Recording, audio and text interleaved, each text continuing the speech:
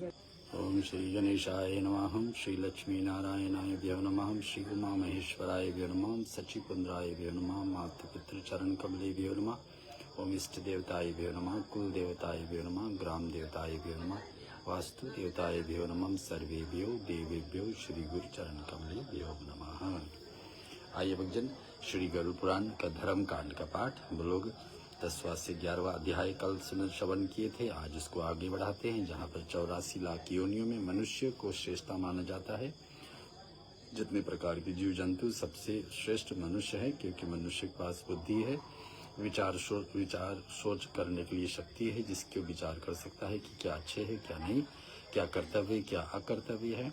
ये धर्म चरण पर चलने वाली बात इसमें है। जो संसार में जो भी प्राणी आत्मा का अधीन है वह निश्चित ही सुखी है। जो कल्याण सोचता है कि अपने शरीर में जो बैठे हुए आत्मा है उनको भलाई के लिए हम सोचना चाहिए। आत्मा क्या चाहती है, परमात्मा के साथ जुड़े। भगवद गीता के बाद भी ऐसा ही है। और ये दोनों ज्ञान जोड़ करके गरुड़ जी को भगवान विष्णु बता रहे हैं यहाँ पर कि शब्द, स्पर्श, रूप, रस और गंध, ये जो 5 ज्ञान इंद्रिया, कर्म इंद्रिया हैं, जिससे हम लोग शब्द यानी बोलने की शक्ति, अच्छे बुरे शब्द भी बोल सकते हैं, मंत्र भी बोल सकते हैं, बड़ाई भी कर सकते हैं, यही मुंह से गंदे शब्द भी बोल सकते हैं, गालियाँ भी दे सकते हैं। स्पर्श यानी श्रवण यानी कि टच करने के लिए ये शक्ति होती है। दूसरा होता है कि रूप यानी आँख से देखा जाता है। और दूसरा रस यानी कि जब से चिखा जाता है, अच्छे भी कुछ खा सकते हैं, बुरे भी। और तीसरा 5वां है गंध यानी कि सूंघने की शक्ति।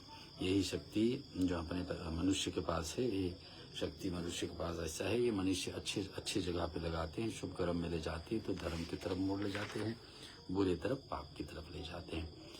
मृत शरीर मृत्युस्सह काष्ठलोचास्तमश्चितो हो बंधवा विमुखा यान्ति धर्म यस्तित मृगच्छति गृह्य ज्येष्ठान निरुतराम शमशान मित्र बांधवा शरीरम वहितरार्थम सुकृत दुष्कृत्य वर्जेन शरीरम वहीनाम दग्ध पुण्यम पापम सह सिद्धता। मनुष्य जो भी शुभ या पाप कर्म करता है वह सर्वत्र उसी का ही भोगता है, किसी और को भोगने का नहीं। स्वयं किया हुआ कर्म अच्छे और बुरे परिणाम भविष्य में लाता है। सूर्य अस्त के जिसने याचकों को अपना धन नहीं दे दिया है तो वे प्रातः होने पर उसका वह धन किसको हो जाता है।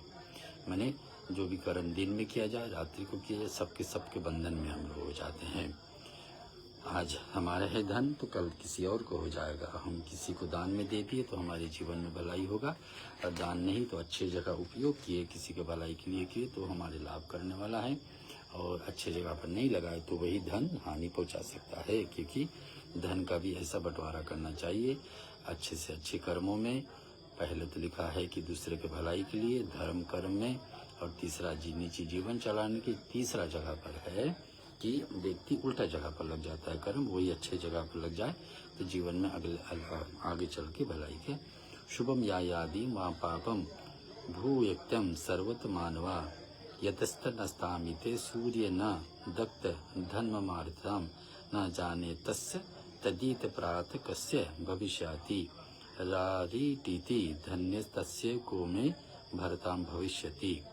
तो लिखा हुआ है कि गरुड़ जी धर्म और मोक्ष का प्रदान है। धर्म ही मोक्ष प्रदान कर सकता है। जितने धर्म का अर्थ होता है रीति रिवाज पे हम लोग जीवन जिए। जैसे वेदों में, शास्त्रों में, पुराणों में, ग्रंथों में, रामायण में, गीता में लिखा है कि ऐसा सब मनुष्य करना चाहिए। उस पर चलने वाला व्यक्ति को कहा जाएगा कि धार्मिक है। तो धर्म क्या है? सिद्धि श्रद्धा से होती है। धर्म की सिद्धि यानी धर्म में सक्सेस पाना है तो श्रद्धा से होती है। मन में विश्वास बैठेगा कि हम लोगों को ऐसा करना चाहिए तो उससे फिर चले। धर्म ही मोक्ष का साधन है, प्रदान है। धर्म पे चलने वाला व्यक्ति को मोक्ष सुलभ हो जाता है। और फिर प्रचुर धन राशि का नहीं, अकिंचित अर्थात धन वैभव से रहित श्रद्धावान मुनियों को स्वर्ग की प्राप्ति कराता है। श्लोक में आगे लिखा है न दत्त द्विज मुख्यम भ्यो पार्यों कृत्यम तथा पूर्वजन्म कृतान पुण्य याज्ञस्य बलबहु चालपकाहम तदिदिश्य परिज्ञाये धर्मार्थे दीयते धनम धनेन धारते धर्मः श्रद्धां भूतेन चेतसा श्रद्धाविरहिते धर्मो नेहामुत्रं च तत्फलं धर्मायच्च जायते हार्तो धर्मात् कामे पीतं जायते धर्म येवाह पर्वगार्ये तस्मादेत समातरेताः रिद्यास साध्यते धर्मो बहुभिन्ति यश्यताः आकिंचनाहि मनुष्य मन्येः श्रद्धावन्ते दिवां गताः अश्रद्धातां हुत तत्तः तस्य तं कृतों च यक्तः आदित्युच्यते पक्षीन प्रेतस्य चेतत्फलाहम्। इसका अर्थ क्या है कि श्रद्धा रहित होकर किया गया दान, यानी श्रद्धा जो हम कर रहे हैं वो हमको मन लगा करके करें, मैंने सचमुच में इच्छा से करें, ऐसे लापरवाह से नहीं, ऐसे बिना इच्छा से नहीं, ऐसे मजबूरी से नहीं करें। तो सचमुच में मन लगा कोई काम करने से श्रद्धा से किया हुआ दान है, श्रद्धा से किया हुआ होम है, मन में लगा करके कि हमें इच्छा है भगवान का प्रति होम करे, भगवान के कल्याण समाज के कल्याण के लिए दान करे तथा तप करे, तो एक कर्म किया ज़्यादा होता है तो ये हमारे मोक्ष का रास्ता खोलता है।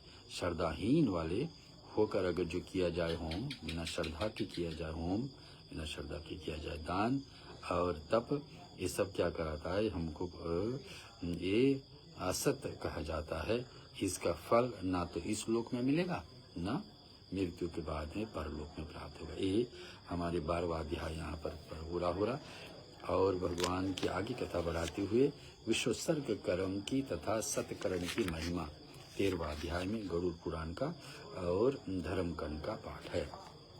गरुड़ जी का प्रश्न है कि भगवान इस भूलोक में किस कर्म को करने से प्राणियों को प्रतियोनियों में प्राप्ति नहीं होती है, जो क्या हम लोग करें कि कभी प्रेत ना बने। प्रेत क्या होता है, जिसका अकाल मृत्यु है, जिसका आत्मा भटकते रहता है, यहाँ मृत्यु को छोड़ने शरीर मृत्यु पर शरीर छोड़ने के बाद में आत्मा यहाँ वहाँ भटकते रहता है, भगवान के धाम नहीं पहुँच पाता है क्योंकि बुरे कर्मों के द्वारा अकाल मृत्यु हुआ है। तो कैसे इसको उपाय करें कि हमारे और आपका प्रेत योनि में कभी नहीं पहुँचे, कि मैं संक्षेप में बताता हूँ। भगवान विष्णु बता रहे हैं कि जानवक अर्धोदिक क्रिया है, मैं कहता हूँ जिस मोक्ष चाहने वाला लोगों को आपने ही हाथों से करना चाहिए। स्त्री और विशेष रूप से 5 वर्ष से अधिक आयु वाले बालकों को मृत्यु होने पर उनको प्रेतत्व निवृत्ति के लिए विश्वोत्सर्ग करना चाहिए। विश्वोत्सर्ग क्या होता है, एक बैल का दान 11वां दिन पर। तो यहाँ समय के बाद है, कथा के अनुसार विषय के अनुसार गरुड़ पुराण में लिखा है कि हर एक व्यक्ति को जीवन में गौदान तो करना चाहिए। यहाँ पर एक बैल का दान भी 11वां दिन पर करें। 11वां दिन कब, मृत्यु के पश्चात, मृत्यु होने के बाद। अगर जीते जी कर ले तो अपने कमाई से कर ले और उत्तम है। देवश गुरु जी पूछे, भगवान जीवित रहते हुए अथवा मृत्यु के पश्चात भी किस काल में यह विशुद्ध क्रिया कब करना चाहिए। व्यक्ति जीते जी कर ले अथवा मृत्यु के बाद उसके नाम से कोई और करे, आप इस बात को मुझे बताए। 16 श्राद्ध करने पर अंत में क्या फल मिलता है।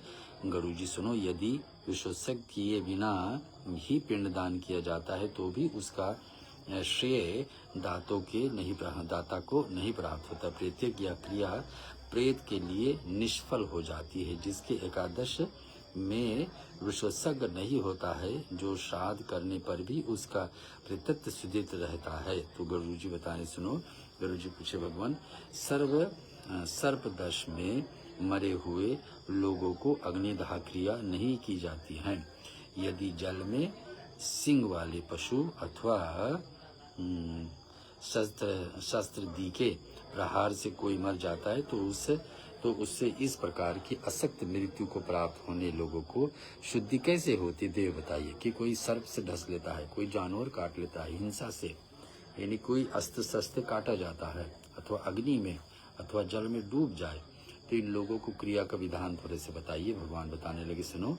उक्त प्रकार से अपमृत्यु यानी अकाल मृत्यु, अचानक मृत्यु, दुर्घटना से मृत्यु हुआ ब्राह्मण को 6 महीना, क्षत्रिय को 2.5 मास यानी कि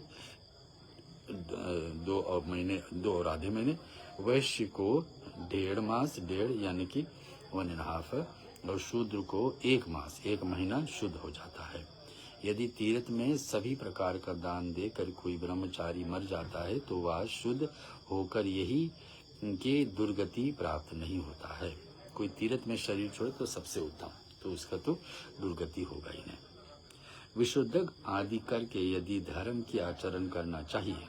यदि संन्यास धर्म का पालन करते हुए किसी प्राणी को मृत्यु हो जाए, संन्यास में लोग ले लिए कि सब कुछ जीवन में त्याग दिए, भगवान के समर्पित कर दिए कि भगवान हम तैयार है आपके चरण में आने के लिए, ऐसे घोषित कर दे, ऐसे मुंह देकर कह दे, भगवान के सामने बोल दे, तो सन्यासी माना जाएगा। तो सन्यास धर्म पालन करता हुआ व्यक्ति प्राणी छोड़ते हैं तो वह साक्षात ब्रह्म पद को प्राप्त कर लेता है। जो व्यक्ति शिष्टाचार से रहित धर्म विरुष्ट कर्म करता है वह भी विशोधक आदि की क्रिया करके यमराज के शासन पर नहीं जाता है।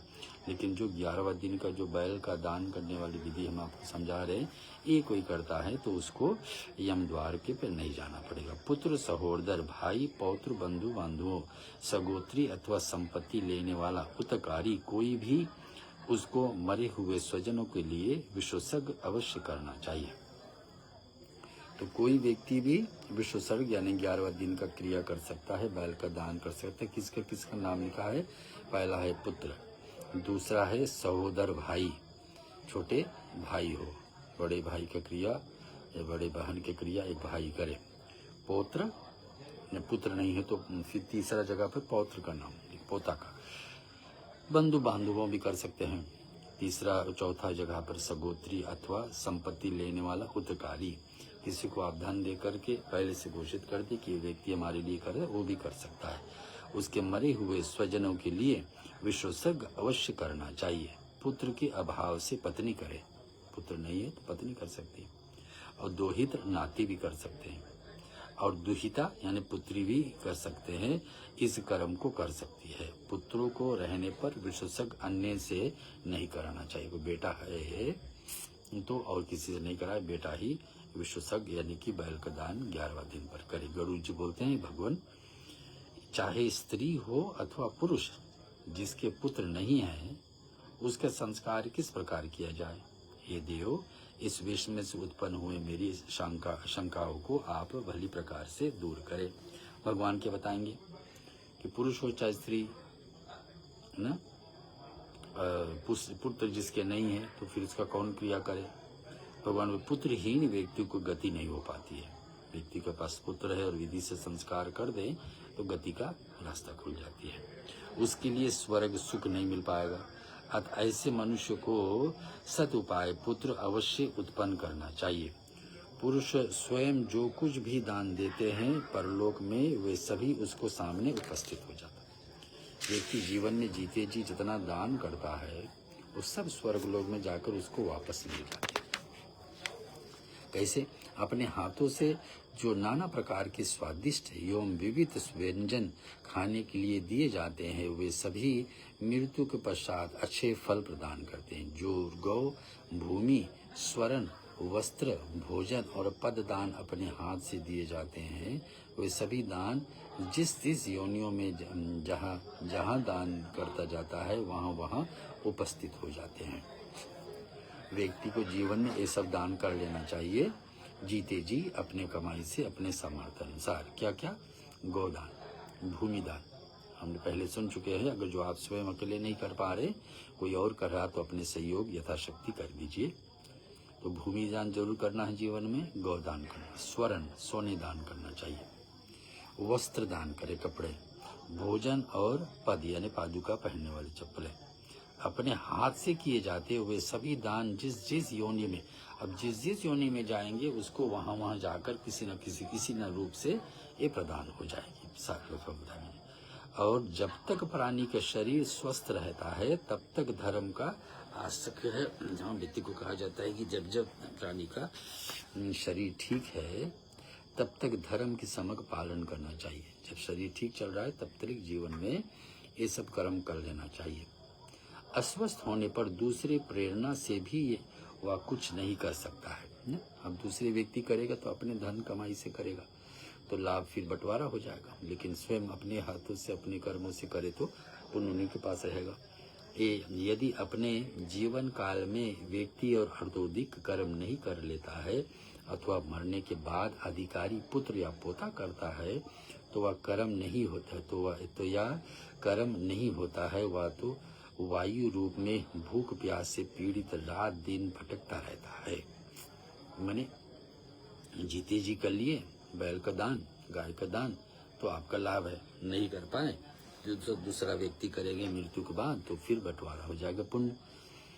यह कृमि कीट अथवा पितंग होकर बार बार जन्म लेता है, तो कीड़े मकोड़े होना है क्या, फिर मर जाता है। वह कभी असक्त मार्ग से गर्भ में प्रवेश नहीं हो पाता, यानी कि फिर मनुष्य योनि में उसको मिलना मुश्किल हो जाती। पापी लोग का उल्टे कर्म किए हैं और विशुसग्र श्राद्ध नहीं किए हैं, मैंने बैल का दान नहीं किए तो उसका ही दान हो जाता है। जन्म लेते ही तत्काल विनष्ट हो जाते। जब तक यह शरीर स्वस्थ और निरोग है, माने शरीर ठीक चल रहा है और रोग नहीं है, जब तक इसे बुढ़ापा दूर है, जब तक इंद्रियों को शक्ति किसी भी प्रकार से छीन नहीं हुई है और जब तक आयु हमारे उम्र कम नहीं हुई है, तब तक अपने कल्याण के लिए महान प्रयत्न कर लेना चाहिए। अपने कल्याण के लिए सब कुछ कर लेना चाहिए, क्योंकि घर में महाभयंकर आग लग जाए तब कुआं खुदवाए तो बड़ा देर हो जाता है। ये उदाहरण दे करके ये 13वां अध्याय यहाँ पूरा हो रहा श्लोक के द्वारा। व्यवस्थवस्ततिमिदं शरीर मेरो जन्म याव जरा दुर्युतो मावचे कर निशन्ते शक्ति प्रतिहताः आये कक्षां नायुषुः आत्मश्रेयस्या तावदेव विदुषा कार्ये पर्यन्त महानः महाम् संदीप्ते भवने तु कुपर्यक्षते प्रयुक्तिं क्रीति दशः। अध्याय 13 पूरा। लक्ष्मी नारायण भगवान की जय। श्रीमन्नारायण नारायण नारायण, लक्ष्मी नारायण नारायण नारायण, गोविंद नारायण नारायण नारायण, लक्ष्मी नारायण नारायण नारायण। आता है गुरु जी ने कहा, हे प्रभु, अर्धोधिक क्रिया यानी कि 14 अध्याय अब धर्म कांड से गौड़ पुराण से। और देहिक क्रिया गौदाम योम वृषसर का महात्म, यानी 11वां दिन का बैल का दान करने के महात्म, गौ का दान करने के महात्म। और 2 देहरी की क्रिया भगवान मृत्यु के प्राप्त करे हुए दुखित व्यक्ति के द्वारा जो दान किया जाता है उसका क्या फल है। क्या लिखा है, मृत्यु को प्राप्त कोई शरीर छोड़ दे, उसके नाम से कोई और दान करे तो उनका क्या है। स्वस्थ अवस्था में और विधिहीन जो दान दिया जाता है उसका क्या फल। और जो अच्छे जीवन ठीक चल रहा है, स्वास्थ्य है, ठीक है, उस समय दान किया जाए उसका क्या अर्थ है, उसका क्या फल है। अथवा जो शरीर छोड़ दे तब दान किया जाए तो क्या फल है। सब कुछ जीवन में ठीक चल रहा है तो 3 अवस्था हो गई ना। पहला है कि जीवन में सब कुछ ठीक है, बिना कोई इच्छा से दान कर दो, सबसे उत्तम, ज़्यादा से ज़्यादा फल मिले। फिर शरीर में रोग आ गई तब दान कर रहे कि शरीर के रोग से हमको छुटकारा मिल जाए, तो वो थोड़ा कम फल देगा। फिर तुम्हारे लिए और कोई दान करे जब तुम शरीर छोड़ दे, माने आपका कमाई भी उसमें नहीं लगी, तो फल घट जाता है, लाभ उसमें कम हो जाता है। ये बातें लेकर गरुड़ जी प्रश्न लेकर के भगवान के सामने खड़े हो गए और 14 अध्याय शुभारंभ होती है। पक्षीराज, स्वस्थ चित्त वाले मनुष्य के द्वारा दान में दी गई गौ, रोगी पुरुषों के दिया दान में दी गई 100 गाय, माने स्वस्थ रूप में गौ दान किया जाए तो एक जितना लाभ, दूसरा कम लाभ मिलेगा जब रोगी हो जाए व्यक्ति, रोगी पुरुष को दान दिए गए तो 100 गाय दान करो। वही बात, वही फल पाने के लिए जीवन में सब ठीक चल रहा तो 1 गाय से काम ठीक चल जाएगी। जब रोग आ गई तब गौ दान करो तो उतना फल चाहिए तो 100 गौ दान करो। फिर दूसरे आगे का रोगी पुरुष के दान में दी गई तो 100 गाय चाहिए। मरे रहे प्राणी के द्वारा दान में धन को छोड़ करके दी गई 1000 गाय दान करो तो वही 1 गाय का बराबर पुण्य है। तो कितने अंतर हो। स्वास्थ्य ठीक है तो अच्छे से अच्छे कर्म करो। और गाय भी देना उन्हीं को चाहिए जो गाय को दूध उपयोग कर सके भगवान की पूजन में, निजी जीवन में भगवान को प्रसाद अर्पण कर सकते। गाय के दूध से घी बन करके आहुति हो सके, गाय के दूध से दही बन करके भगवान को अभिषेक हो सके, ऐसा ऐसा जगह पर देना जरूरी है। गौ का दान करने का विधि, कपिला गाय दान का विधि हम लोग पहले अध्याय में श्रवण कर चुके हैं। द्वारा दान के छोड़ करके जो दी गई 1000 गाय व्यक्ति कर जाने पर विधिवत पुत्र पौत्र आदि के द्वारा दान में दी गई 1 लाख गायों को बराबर होती है। तो पोता पोती जब बाद में दे रहे हैं, पोता नाती भाई पुत्र आदि, तो 1 लाख गाय कहीं दियोगे तो कहीं 1 गाय के बराबर होगा। चलो, तीर्थ एवं पात्र के समयोग से यथाविधि 1 ही गौदान कर दिया जाए तो वह अकेले ही गौदान का 1 लाख गौदान पुण्य प्रदान। जीवन में सब ठीक चल, अगर जो तीर्थ में जाकर दान कर रहे हैं तो 1 गाय ही दे दिए तो 1 लाख गाय का बराबर पुण्य हो गई। आगे हम लोग सुनते हैं क्या लिखा हो भगवान। 7 पात्र दिया गया दान 3 दिन बढ़ा, दान दिन दिन बढ़ता जाता। अच्छी जगह पर दान दे दिया गया तो उनका पुण्य बढ़ते जाएगा। कैसे बढ़ते जाएगा कि जब तक व्यक्ति गाय लिए हैं, जो व्यक्ति गाय लिए हैं वो जीवन में गाय को उपयोग कर रहे, दूध ले रहे हैं, दूध से घी बन रही है, दूध से दही बन रहा है, दूध से आदि गाय का गोबर का उपयोग कर रहे हैं, गाय का गौमूत्र अच्छी जगह पर लग रहा, ये सब का जब तक जीवन गाय का है तब तक फल आते रहेगा वो व्यक्ति का जीवन में। तो गाय भी दान करना चाहिए अच्छे उच्च कोटि के। विष और शक्ति शीत का अपहरण करने वाले मंत्र और अग्नि तथा क्या दोष भाषण होते हैं। अत प्रतिदिन सतपात को विशेष उद्देश्य से पूर्ति के लिए दान देना चाहिए। अपने कल्याण की इच्छा करने वाला व्यक्ति को अपात्र को कुछ भी नहीं देना चाहिए। ना? अपने कल्याण की इच्छा करने वाले व्यक्ति को अपात्र को कुछ भी नहीं, अपात्र जो इसके लायक नहीं है ऐसा व्यक्ति को दान नहीं देना चाहिए। यही कदाचित अपात्र को लिए गौदान दान दिया भी जाए तो वह दान को नरक ले जाता, तो ऐसा व्यक्ति को दान नरक ले जाएगा। और अपात्र ग्रहिता को 21 पीढ़ियों को सहित नरक में अकेला ढकेलेगा। फिर एक व्यक्ति नहीं 21 पीढ़ी जाकर नरक भोगेंगे। तो कितने हानिदायक है। ठीक जगह पर ठीक सामान देना जो उचित है। एक है जिस प्रकार से अपने हाथ से भूमि पर निवेश किया गया धन मनुष्य के आवश्यकता अनुसार वह जब चाहे काम को आ कर सकता, उसी प्रकार से अपने हाथ से किया गया दान भी देहांत रत में प्राप्त हो जाता है। देहांतर में प्राप्त है। निर्धन होने के बाद भी अपुत्र व्यक्ति मोक्ष की कामनाओं से अपनी अर्धोदिक क्रिया अवश्य कर लेता चाहे। ये लिखा, निर्धन होने के बाद भी कुपुत्र व्यक्ति के मोक्ष काम प्रदान करता है। अपुत्र यानी कि निर्धन गरीब व्यक्ति भी है और पुत्र भी नहीं है, वो भी अपने एक क्रिया कर करके अपने पितरों को कल्याण कर सकता है। थोड़े धन से भी अपने हाथ से गई अपनी अर्धोदिक क्रिया भी उसी प्रकार से अच्छे फल देने वाला। थोड़े धन है, मैंने पहले हम सुन चुके कि यथाशक्ति जितना हो सकते, जितना अपने पारब्ध में है, जितने अपने सामर्थ्य अनुसार है उसके हिसाब से करे दान। ध्यान रखना चाहिए 2 शैया एक को ना दिया जाए। शैया दान खाट दान करे तो एक व्यक्ति को 2 खाट नहीं देना चाहिए। जो कन्याएं एक को ना दी जाए तथा 2 गाय भी एक को ना दी जाए, तो कन्यादान भी एक ही परिवार में नहीं देना चाहिए। ऐसे करके बता रहे, एक व्यक्ति को नहीं देना चाहिए, शायद ये बोल रहे हैं। 2 कन्याएं एक को ना देना चाहिए और 2 गाय भी एक व्यक्ति को ना देना चाहिए। इसके आशय यह है कि भली भांति गोपाल में समार्थ गोपालन के प्रति अस्थान तथा दान लेने की योग प्रतिग्रहित को ही गौदान करना चाहिए। इसके अतिरिक्त यह भी विशेष रूप से ज्ञात है कि 2 दान लेने योग व्यक्तियों को भी 1 गौ कदापि न दी जाए, क्योंकि यदि वह किसी के हाथ बेची जाती है अथवा उसका किन्हीं 2 या 2 अधिक लोगों को बीच विभाजन होता है तो वह ऐसा करने से मनुष्यों को 7 पीढ़ी सहित वह दान जला देता है। तो उल्टा व्यक्ति को दिया गया दान भी 7 पीढ़ी तक लोग देने वालों को भी असर पड़ता है और लेने वालों को भी।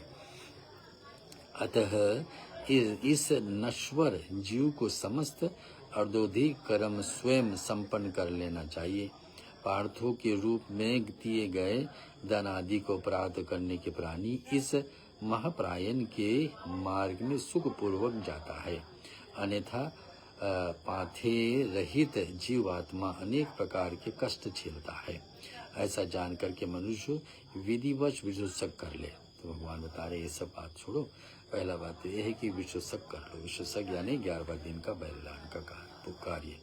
जो पुत्रहीन विशोषक किए बिना ही मर जाता है उसे मुक्ति नहीं प्राप्त पाती। तो पुत्रहीन है, संतान नहीं है, तो उसके जीवन में जीते जी विशोषक कार्य कर लेना चाहिए। आगे क्या लिखा है, ऐसे करने से यम की उसके महापथ को और सुखपूर्वक गमन करता है। तो ऐसा कर लेंगे तो यम मार्ग पे भी जा रहे हैं तो उसको यमदूत कल्याण करेंगे। अग्निहोत्र विभिन्न प्रकार के यज्ञ और दान आदि से प्राणियों या सदगति नहीं प्राप्त कर सकता। तो अग्निहोत्र व्यक्ति हो, हर दिन हवन करने वाला व्यक्ति और विभिन्न प्रकार के यज्ञ करते हैं, बड़े से बड़े यज्ञ भी करते हो, ऐसा लोगों को भी वो लाभ नहीं मिल सकती है जितना विशोषक प्रसाद यानी कि बैल का दान करने से मिल जाती है। समस्त यज्ञों में विशोषक यज्ञ सर्वश्रेष्ठ है, इसलिए प्रयास करके मनुष्य को भली भांति विशोषक संपन्न कर लेना चाहिए। इसे कोशिश करके व्यक्ति को जीते जी विशोषक श्राद्ध कर लेना चाहिए। गुरु जी बोले कि भगवान आप मुझे थाये और और्धोदिक क्रियाओं को विशेष से उपदेश दे दें, इसलिए क्रियाओं को किस काल किस विधि करके इस प्रकार से विधि से संपन्न करना चाहिए, इसको मनुष्य क्या फल प्राप्त करता है, इसी भी आप मुझे बताइए। हे गोविंद, आपकी कृपा से तो प्राणी मुक्त हो जाता है। भगवान बताते हैं, भगवान से गुरु जी पूछते हैं कि भगवान ऐसा उपाय बता दो कि व्यक्ति मुक्ति का रास्ता खुला दो, आपकी कृपा से प्राणी मुक्त हो जाए, ऐसे कोई उपाय अपने मुख से कह दो। तो भगवान जो कहेंगे समाज के कल्याण के लिए, हमारे और आपके कल्याण के लिए, वो बातें को गुरु जी के प्रश्न पे हम लोग सुनने जा रहे हैं।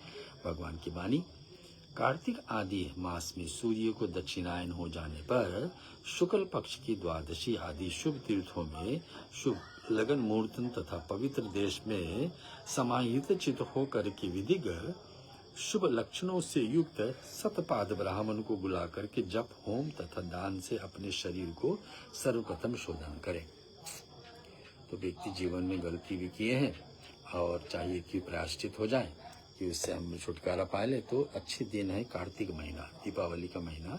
दीपावली अमावस पे पूरा हो जाएगी, वहाँ से 11वां दिन पर देव उठौनी एकादशी है, जिस दिन भगवान विष्णु जागते हैं।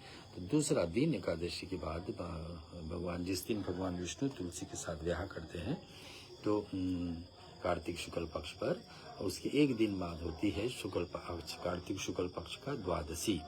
तो उस दिन कार्तिक महीना का क्या करना चाहिए, अच्छे ब्राह्मण को बुला करके जप होम दान से उसको शरीर सर्वप्रथम शोधन कर ले। उसके बाद वह अभिजित नक्षत्रों में ग्रह और देवताओं को विधिवत पूजन करके विभिन्न वैदिक मंत्रों के द्वारा यथाशक्ति अग्नि में आहुति प्रदान करे, फिर हवन का विधि करे। पहले पूजन करके फिर हवन। और हे गुरु जी, तदंतर ग्रस्तापन कार्य में करके मातृका पूजन करना कार्य करना चाहिए। तब पश्चात वह वसुधारा हवन भी संपन्न करें, अग्नि स्थापन करके पूर्णाहुति के कार्य करें। इसके बाद शालिग्राम को स्थापित कर वैष्णव श्राद्ध कर ले और विस्तभूषणों से विश्व को सुशोभित करके उसके विधिवत पूजन करना चाहिए। तदंतर पहले 4 बच्चियों को सुगंधित पदार्थों से सुशोभित करे, वस्त्र अलंकृत करके विभूषित करके वह उसे यज्ञ की वृक्ष को साथ प्रदान करे। इसके बाद उनकी प्रतिष्ठा करके होम करके अंत में विसर्जन करे। तब पश्चात उत्तराभिमुख होकर के और मंत्रोच्चारण करना चाहिए। धर्म तत्व विश्वरूपेण ब्राह्मणे निर्मितम पुरा तर्वसगर प्रभावनावृत देशम भारवयेत मरणाः। ये धर्म पूर्व काल में ब्राह्मणों की आपकी वृक्ष की रूप में निर्मित किया था। आप उत्सर्ग की प्रभाव से मेरा भव सागर उधार कर लो। इस प्रकार से दान का विधि कार्तिक महीना में द्वादशी तिथि पर करना चाहिए। इसके बाद पवित्र करने वाला शुभ मंत्रों से विधि पूर्वक विश्व को अभिषिक्त करके तेन किरांद्री इस मंत्रों को विशुद्ध करना चाहिए। पूर्ण रुद्र नामक कुंभ को जल से व नील वृक्ष का अभिषेक करना चाहिए। अभिषेक यानी बैल का वृक्ष करना चाहिए। और उसके बाद उस नील वृक्ष को नाभि भाग में घट को स्पर्श करा करके वह जल अपने सिर पर छिड़क लेना चाहिए। ऐसा सेवन करके दान करें। और हे पक्षीराज जी सुनो, तदंतर अन्न साध कर द्विज तम को दान देना चाहिए, या इन कार्यों को करके जलाशय पर पहुंच करके और वहां जलांजलि दिया कर। मनुष्य को अपने जीव में जो वस्तु प्रिय हो उसको यथाशक्ति वहां पर दान करना चाहिए। जो व्यक्ति को स्वयं अच्छा लगता हो ऐसा वस्तु दान करें। विश्वोत्सर्ग करने पर न्यूनता पूरी हो जाती है, न्यूनता पूरा हो जाती है। मृत व्यक्ति इससे भली भांति तुम तृप्त होकर के यम लोगों को कठिन मार्ग में, मृत व्यक्ति जो शरीर छोड़ना हो उसके लिए अगर जो कर रहे हैं तो मृत व्यक्ति इससे भली भांति तृप्त होकर के यम लोग को कठिन मार्ग में सुखपूर्वक गमन चल रहा है, इससे संदेह नहीं है। सदैव दानादि क्रियाओं में अनुरिक्त मनुष्य यमलोक को दर्शन तक नहीं करता है। तो ऐसा लोग कभी यमलोक जाएंगे नहीं, यमलोक कभी दर्शन भी नहीं होगा। जब तक प्राणी की एकादश श्राद्ध नहीं किया जाता तब तक अपने द्वारा दिया गया दान अथवा दूसरे के हाथ से दिया गया दान न इस लोक में प्राप्त होता है न परलोक में। हे गुरु जी, श्रद्धा भाव से प्राणी को क्रमशः 13, 7, 5 तथा 3 पद दान करना चाहिए। तो विधि विधान लिखा है। श्रद्धा भाव से प्राणी को क्रमशः 13, 7, 5 तथा 3 पद दान कर देना चाहिए। अथ दाता पहले यथाक्रम 7 एवं 5 तिल पात्रों को दान करे। तिल रख करके एक पात्र में उसको दान करे, 3, 5 या 7। या वह ब्राह्मणों को भोजन करा करके उन्हें गौ का दान करें। तत्पश्चात विष ही सम 9 देवी इस वेद मंत्रों से यथाविधि 4 बछियों के साथ वृक्ष का विवाह कर देना चाहिए। बछियां भी दान करने के विधान पड़े थे ना, इससे पहले बछियां का पूजन करके तो बछियां भी दान करे और वृक्ष भी विवाह में करा देना चाहिए। तदंतर उसके शरीर के बाएं और चक्र और दाहिने ओर से त्रिशूल का जीव अंकित करके और जिसका वृक्ष दान किया जाता है उसका मूल्य दे करके विसर्जन करते हैं। बुद्धिमान व्यक्ति को एक उद्दिष्ट विधान के अनुसार क्रमशः पर्यंत पूर्वक 11 तथा 12 श्राद्ध करना चाहिए। सपिंडीकरण के पहले 16 श्राद्ध संपन्न करना चाहिए। ब्राह्मणों को भोजन करा करके सपिंडीकरण श्राद्ध से पहले, सपिंडिक श्राद्ध कब होता है? 12वां दिन सबसे पहला समय है, अथवा 6 हफ्ते पे, अथवा 3 महीने पे, अथवा 6 मासी पर, अथवा 12 महीना पूरा होने से पहले सपिंडी। लेकिन सबसे पहला दिन और उत्तम दिन है सपिंडीकरण, यानी कि अपने जो शरीर छोड़े उनको पहले लोगों को साथ जोड़ने के लिए 12वां दिन पर। यहाँ लिखा है सपिंडीकरण श्राद्ध पहले 16 श्राद्ध संपन्न कर ले। पहले 16 जो पिंड निकलती उसको पूरा कर ले। ब्राह्मणों को भोजन कराकर उन्हें पददान कर देना चाहिए ब्राह्मणों का। उसके बाद ताम पात्र कमाश सुक्ति वस्त्र पर भगवान विष्णु को मूर्ति को स्थापित करें और वहां पर वस्त्र से अच्छतित करके शुभ फलों से आर्य समर्पित करें। तत्पश्चात ईर्क से पैरों से नौका को निर्माण करने से रेशमी सूत्र से उसकी लपेट लिया जाना चाहिए। तो किसको? इससे रेशमी सूत्र और सूत्र उसकी लपेट लेना चाहिए। किसको? करके शुभ फलों में आर्त समर्पित करें और क्यों वस्त्र आच्छादित से करके शुभ फल को प्रदान करे। भगवान विष्णु का मूर्ति अच्छे से स्थापित करके रेशमी वस्त्र भी रखे, वह तरनी के निमित्त कांस्य पात्र से घृत रख करके घी रख करके नौकरारी रन से क्रिया करे और भगवान गरुध्वज की पूजन करे। सामर्थ्य अनुसार किया गया दान अनंत फलों को देने वाला है। भगवान जनार्दन इस संसार सागर में डूब रहे शोक संताप को दुखित तथा धर्म रूपी नौका से रहित जनों को उद्धार करता है। यथार्थ तिल, लोहा, स्वर्ण, कपास, वस्त्र, लवण, सप्तधान, पृथ्वी और गौ एक से एक बढ़ करके दान हृदय पवित्र कर देता है। क्या क्या दान? तिल का दान, लोहा, स्वर्ण यानी कि सोना, कपास यानी कि रुई या तो वस्त्र, लवण यानी नमक, सप्तधान्य यानी 7 प्रकार का अनाज, पृथ्वी और गौ एक से एक बढ़ करके लाभ देता है। श्राद्ध में तिल से परिपूर्ण पात्रों को दान देकर शैया दान भी देना चाहिए। खाट दान करने का विधान है श्राद्ध में अपने पितरों के लिए जो शरीर छोड़े उनका नियत है, और शैया दान भी करना चाहिए। और दीन अनार्थ ये थे यम विष्ट जनों को यम अर्थ अनुसार दक्षिणा देना चाहिए। सामर्थ्य अनुसार जमा करना। अनाथ एवं विशिष्ट जनों को सामर्थ्य अनुसार, जिन लोगों को दान अपने सामर्थ्य, कोई बताए नहीं कि बड़ा से बड़ा छोटे से छोटे, कोई दाम नहीं लिखा हुआ है।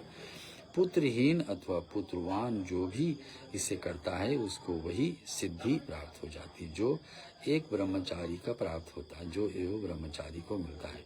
चाहे पुत्र हो चाहे बिना पुत्र वाला हो, उनके नाम से दान किया जाता बराबर का पुण्य है। मनुष्य इस पृथ्वी पर जब तक जीवित रहता है तब तक उसे नित्य निमित्त कर्म करना ही चाहिए। जो कोई जीवित श्राद्ध कर लेता है, तीर्थ यात्रा, व्रत तथा सात्विक श्राद्ध धर्म कार्य करता है, उसका आश्चर्य फल उसे प्राप्त होता है। जीवित श्राद्ध जीते जी अपने निमित्त पिंडदान आदि कर ले। देवता, गुरु और माता पिता का निमित्त पुरुष को प्रयत्न पूर्वक दान करना चाहिए। व्यक्ति का क्या जिम्मेवारी बनता है कि देवताओं को कार्य में, गुरु के लिए, अपने माता पिता जी के लिए निमित्त पुरुष को प्रयत्न पूर्वक दान करना चाहिए। यह दान प्रतिदिन अभिवृद्धि को प्राप्त होता है। इस यज्ञ में जिसके द्वारा प्रचुर धन दान में दिया जाता है वह सब अक्षय हो जाता है। यज्ञ में जो कोई भी दान किया जाता है, उसका दान किया जाता है, प्रचुर धन दिया जाता है अपने पिताजी के लिए, माता जी के लिए, गुरु के लिए, बड़े भाई के लिए, वो दान तुम्हारे लिए क्या हो जाता है? अक्षय, यानी पुण्य हमेशा आपके पास रहेगा। जिस प्रकार से इस संसार में सन्यासी और ब्रह्मचारी अत्याधिक पूज्य है, उसी प्रकार से विशोषक आदि कर्मों करने वाला सभी पुण्य आत्मा भी उस संसार में पूज्य हो जाते हैं। जो व्यक्ति बैल का दान कर लेता है 11वां दिन, वो पुण्य उसके साथ में हमेशा रहता है। उन पुण्य आत्माओं में चतुर्मुख ब्रह्मा और शिव सदैव वरदान देते हैं, वे सभी परम लोक की गति प्राप्त कर लेते हैं। मेरा यह वचन सत्य है। भगवान विष्णु गरुड़ जी को बता रहे। हम लोग 14 अध्याय के अंत में पहुंच रहे, गरुड़ पुराण का धर्म कांड का। थोड़ा गया विषव जिस जलाशय छोड़ा गया विषव, जो बैल को छोड़ दिया गया, और जिस जलाशय में जलपान करता है, जहाँ जल पीता है, अथवा सिंह से जिस भूमि को नित्य खोद खोद करके प्रसन्न होता है, धरती खोदता है वही बैल अपने सिंह से, और उसके पितरों के लिए अन्न और पेय पदार्थ अत्याधिक मात्रों से उत्पन्न होता है। पूर्णिमा अथवा अमावस की तिथि पर तिल से परिपूर्ण पात्रों को दान देना चाहिए। पूर्णिमा का दान बड़ी उत्तम माना जाता है, अमावस के दान बड़ी उत्तम माना जाता है। परिपूर्ण पात्रों को दान देना चाहिए। परिपूर्ण जो भली भांति धर्म पे चलता हो, ब्राह्मण अथवा शुभ कार्य करने वाला संत, उसको दान करना चाहिए। 1000 संक्रांतियों एवं सैकड़ों सूर्य ग्रहण के परोपकार दान देकर जो पुण्य अर्जित होता है वह मात्र नील वृक्ष के छोड़ करके ही मनुष्य प्राप्त कर लेता है। तो हजारों संक्रांति यानी कि जिस महीना में संक्रांति मिलती है, 4 वर्ष में 4 संक्रांति है, तो हजारों आप कर लो तो कितने पुण्य मिलता है, उससे बढ़ करके पुण्य मिलता है। कोई बैल का दान, विशुद्ध स्नान दान कर ले जीवन में। ब्राह्मणों को बचिया, पददान तथा शिव भक्तों के लिए तिल से पूर्ण पात्रों का दान देना चाहिए। उस समय उमा महेश्वर की परिधान से अलंकृत कर दान करना चाहिए। 80-30 पुष्प से सदस्य कांति वाले पीताम्बरधारी भगवान अच्युत की प्रतिमा को वस्त्राच्छादित कर प्रदान करना। जो लोग भगवान गोविंद को नमन करते हैं उसके लिए भय नहीं रहता है। भगवान विष्णु का नमन करने वाले व्यक्ति को जीवन में डर नहीं रहता है। प्रेतत्व से मोक्ष चाहने वाला जो प्राणी इस सत्कर्म को करेंगे वे श्रेष्ठ लोगों को प्राप्त करेंगे। यह मेरा यह कथन सत्य है। ये गुरु जी, मैंने तुमसे जो संपूर्ण औद्योगिक क्रिया कहा हूँ उसे सुन करके मनुष्य अपने समस्त पापों से मुक्त हो जाता है, इसमें संदेह नहीं। जो अभी तक मैं बताया हूँ आपको 13 और 14 अध्याय में धर्म कांड का गौरी पुराण से, इसको सिर्फ सुन करके व्यक्ति समस्त पापों से नष्ट हो जाता है। क्या लिखा है? इससे सुन करके मनुष्य अपने समस्त पापों से मुक्त हो जाता है, इसमें कोई संदेह नहीं। भगवान बता रहे, कोई डर नहीं, कोई डाउट भी नहीं है। इस प्रकार से अनुपम महात्म को सुनकर गरुड़ जी प्रसन्न हो उठे और उन्होंने मनुष्यों के हित में पुनः भगवान केशव से क्या पूछेंगे 15वां अध्याय में आएगा। बोलिए लक्ष्मी नारायण भगवान की जय। 15वां अध्याय में जब आएंगे हम लोग क्या सुनने वाले हैं आगे अध्याय में, इसको आप ध्यान रखिए कि मरने के समय तथा मृत्यु के अनंतर किए जाने वाले कर्म। मरने के समय क्या करना चाहिए, मृत्यु के उपरांत क्या करना चाहिए। आत्माओं को रोध रूप में तथा पुण्य आत्माओं को सौम्य रूप में यम दर्शन, कैसे यम देवता का दर्शन, यम दूतों के द्वारा दी गई जाने वाली यातनाओं को स्वरूप, शव के निमित्त प्रदत्त 6 पिंड जो प्रयोजन किया जाता है, शवदाह की विधि, संक्षेप में दशाओं में त्रयोदश अंतर्कृतिया, यम मार्ग में पहले पढ़ने वाले 16 पुर तथा प्रेत का विलाप। ये सब विधि हम लोग कल सुनेंगे 15वां अध्याय के माध्यम से गरुड़ पुराण के इस धर्म कांड से। आज जुड़ने के लिए सभी को धन्यवाद, कोटि कोटि प्रणाम। लक्ष्मी नारायण नारायण नारायण, श्री हरि नारायण नारायण नारायण, भजमन नारायण नारायण नारायण, भजमन नारायण नारायण नारायण, लक्ष्मी नारायण नारायण नारायण, श्री हरि नारायण नारायण नारायण, गोविंद नारायण नारायण नारायण, लक्ष्मी नारायण नारायण, लक्ष्मी नारायण भगवान की।